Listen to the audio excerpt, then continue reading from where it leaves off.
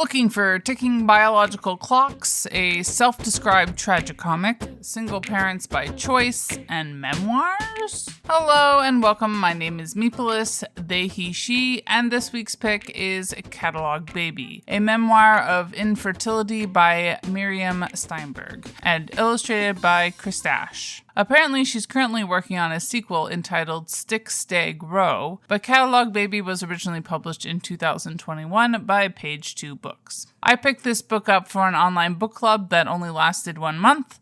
I've also read and reviewed almost every graphic novel about abortion I've ever heard of, and so I guess I need to branch out a bit further. Content notes for abortion in the face of Down syndrome, a lot of miscarriages, nudity, frank depiction of medical treatments, and needles. The publisher's summary is, quote, a deeply moving tragicomic graphic memoir about a single woman's effort to conceive in her 40s. A few months after Myriam Steinberg turned 40, she decided she couldn't wait any longer to become a mother. She made the difficult decision to begin the process of conceiving a child without a partner.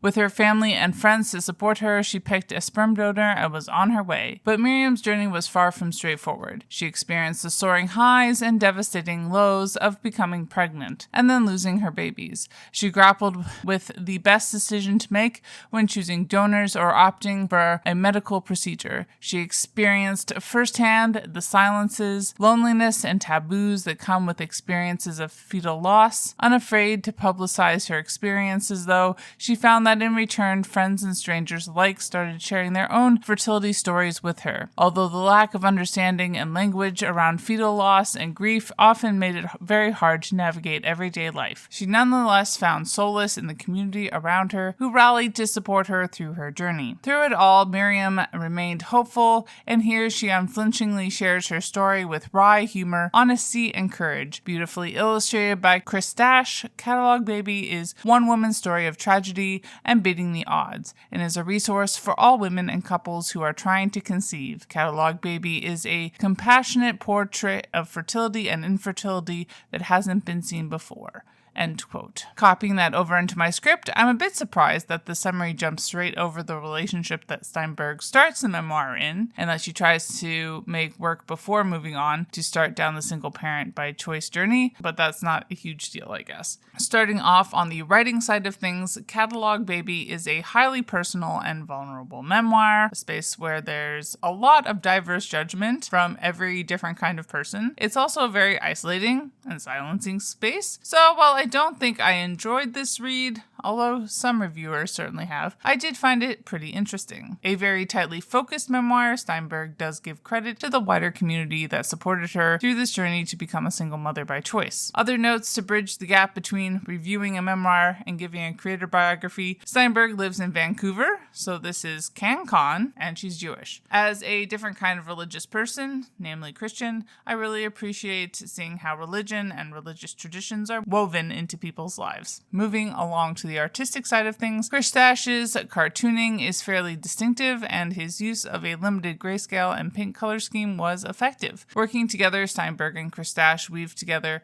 a hard part of life with blunt, matter-of-fact medical nudity and fantastical whimsy that personifies biological functions in a way that balances out the grim with the humorous. Probably not up to either of them. I was a bit surprised that Libby forced me to read this ebook in landscape mode. Not the end of the world, but not my favorite either. Christache is another Vancouverite who has done everything from kindergarten art class to teen improv teacher. He's now mostly a freelance illustrator whose goal is, quote, to thrill my clients with playful, beautiful illustrations that capture the mood and narrative of each individual project. Quote, moving on to the different identities and themes as I want to do. As I already mentioned, this is a fairly tightly focused memoir, so there isn't too much diversity of representation because we are mostly focused on Steinberg.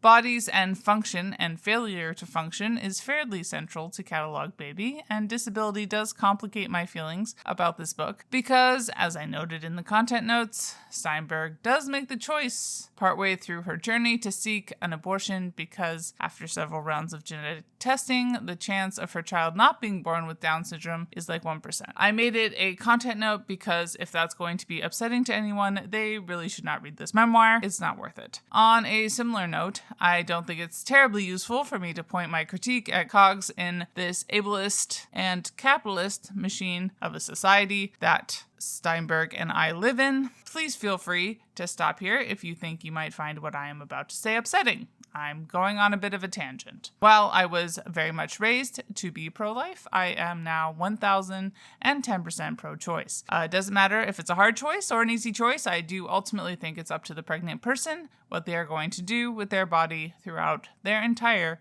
pregnancy. That said, zooming out, I want to live in a society where it doesn't matter to anyone if they find out their fetus will likely have a not terminal disability, such as Down syndrome, because the stigma and fear are gone and people have everything they need to raise children with a diversity of needs. Not to mention a world in which disabled people are able to get married and not lose their supports and don't face societal barriers to having and raising their own children, assuming marriage continues to be the thing. But of course, circling back to the grim world I am currently living in, a place of ever-increasing eugenics and fascism, I would also encourage people who may sometime in the future be faced with a choice like this that there is actually no way to guarantee that your child will not be disabled. Screening tests don't catch anything close to everything, genetically speaking. Births can become complicated, and after that there are even more ways for them to hurt themselves. Cancers, viruses, and accidents.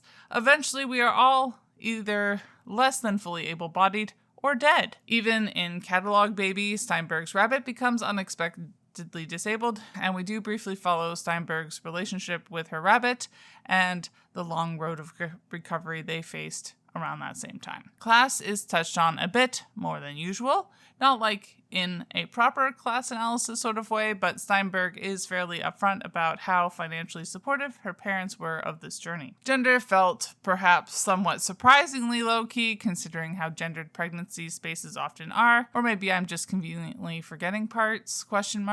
Your mileage will certainly vary if you highly gender certain kinds of reproductive organs. I forget if there was any overt mention of non-women getting pregnant, though. And while being a single parent by choice is a bit off target for heterosexual reproduction ideals, I did keep having the slightly disappointing realization that Steinberg isn't actually not queer? Okay, before you rage comment, although honestly that does feed the algorithm, disappointed is way too strong a word. I was just slightly surprised every time I remembered that. It was also because the style of comic art also just reminded me of a few queer comics I've read over the years. Place didn't feel super explored, like I knew she lived in Vancouver, and I think that part of her fertility treatment might have been covered by the provincial healthcare, but certainly not a chunk of it, which is sadly not unusual up here. Looking at our social construct of race, as I already mentioned, Steinberg is Jewish, and that does play a part in some spiritual stuff that was woven into the memoir, but I think that's about it as far as I remember. Wrapping things up, as I already said, I wouldn't say this was an enjoyable read. Some people certainly felt a much deeper connection to the material. I just got a lot of secondhand stress from all the hard choices and disappointing results throughout. But y'all keep reading and remember, all colonial settler states are a lie. And Literally Graphic is created on land that should be given back to the traditional landholders, which in this case is, to my knowledge, the Mississaugas of the Credit First Nation, an Anishinaabe people, the Haudenosaunee Confederacy, and the Huron-Wendat Nation.